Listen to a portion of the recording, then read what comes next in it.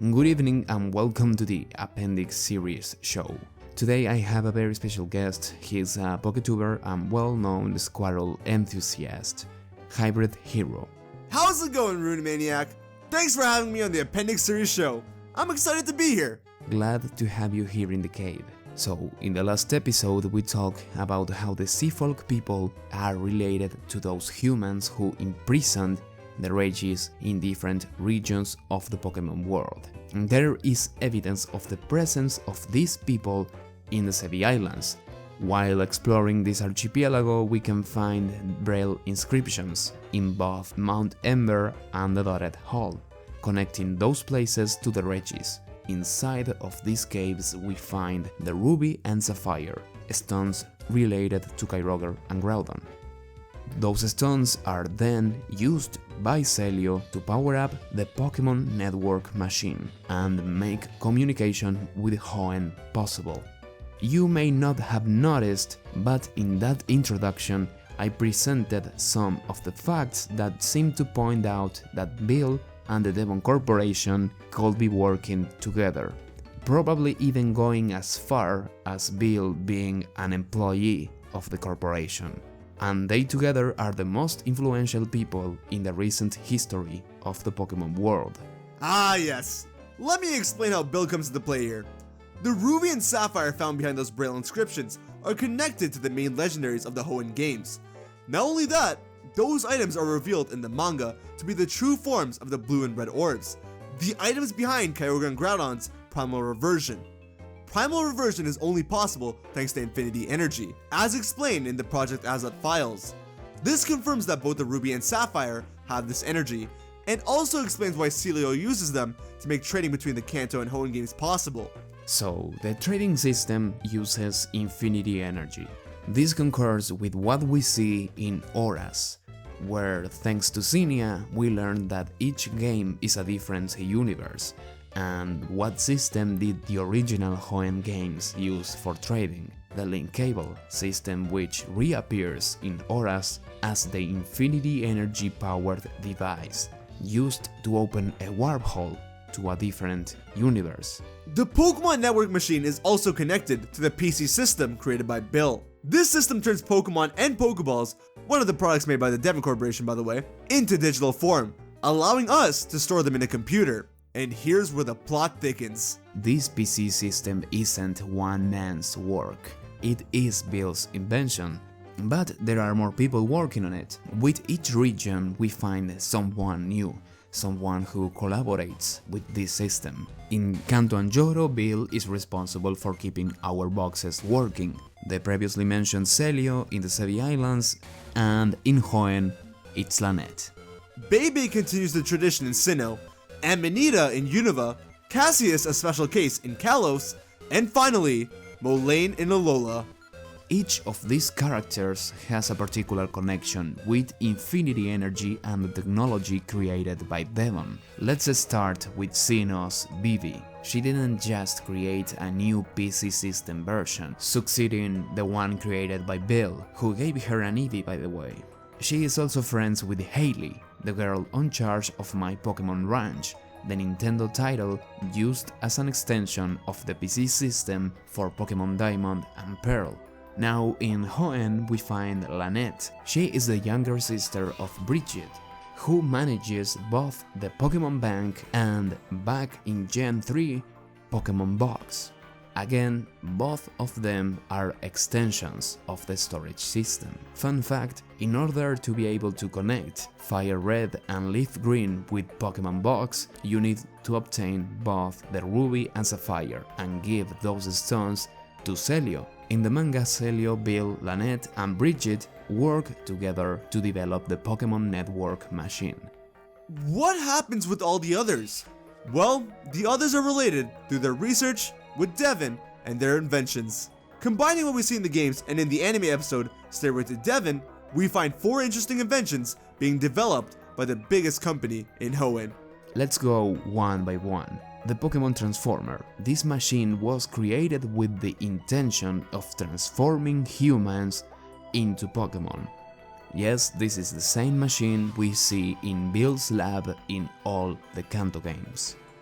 Another of Devon's creations is the Dream Projector, used to make visual projections of a Pokemon's dreams. Amanita is in charge of the PC boxes in Unova, and she also received an Eevee from Bill. But what's important here is her sister, Fennel. Fennel worked alongside Professor Burnett, researching the Pokemon Dream World where we explore Pokemon's dreams.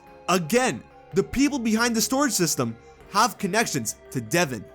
The third of Devon's inventions is the Pokemon Speaker, used to understand Pokemon speech. There is only one thing similar to this in the franchise, the Alolan version of the Pokédex, the Rotom-dex. The Rotom-dex was confirmed to have been created by Samson Oak and a young fellow from Kalos. Who is the young fellow? Well, we will obviously think of Cassius, who is in charge of the Kalos storage system. But here is why he is a special case, because he didn't create this version of the system. Different NPCs mention that the scientist behind this version is the same person who created the player search system used for trading, Clement. Interestingly, the manga implies that he is the one who created the Rotom-dex. Makes sense, Rotom is an electric Pokemon after all. Before we talk about the last of Devon's inventions, and now that we mentioned the player search system, how do we trade Pokemon in Sun and Moon? Using the Festival Plaza. How does the Festival Plaza work? By turning the player character into digital form, just like the PC system. This is why Team Rocket is able to hack the code of the Festival Plaza in the Rainbow Rocket episode. And the Festival Plaza was created by Sophocles, who is in fact Mulaine's pupil. And the storage system appears yet again. Now the fourth device created by Devon gives us some important information. The Pokemon Producer, a machine able to resurrect Pokemon from fossils. There are two possible ways to do that. The first is Infinity Energy. The Pokemon is revived thanks to this energy, as is the case of Ace's Floette. And knowing Devon's connection to this energy, and that some fossil Pokemon are shown in the anime to have memories from their previous lives, there is a high chance of this being the case. The other possibility is the Jurassic Park way, cloning. Devon could extract DNA from the fossils and use it to replicate the fossilized Pokemon as a brand new creature. And there is the idea of genetic memories, so those fossil Pokemon having memories still fits with this idea. But what evidence can we find for this option? Well, where can we find similar text to the Pokemon Producer? That's right, Cinnabar Island's Pokemon Lab, founded by the renowned Mr. Fuji.